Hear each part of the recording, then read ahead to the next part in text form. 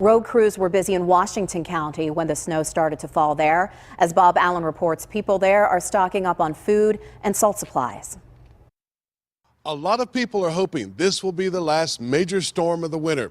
That might be too much to ask, but because this was a mild winter, PennDOT has plenty of salt on hand for whatever happens.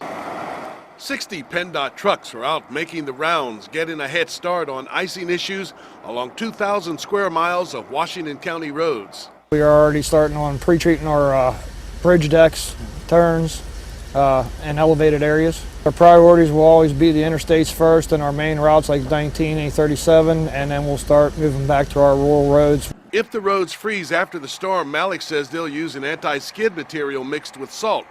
But if you're out driving, he's asking for patience and cooperation.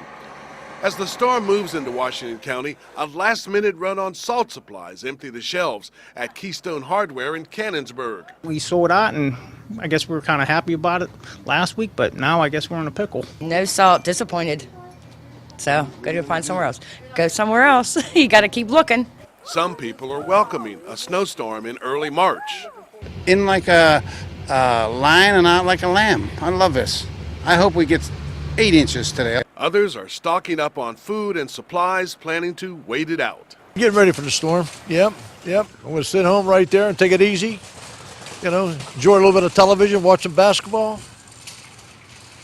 What about tomorrow? Tomorrow, I'll be out shoveling snow. As the storm continues, PennDOT trucks will be focusing on school bus routes, making sure those roads are safe for kids to get to school in the morning. In Washington County, Bob Allen, KDKA News.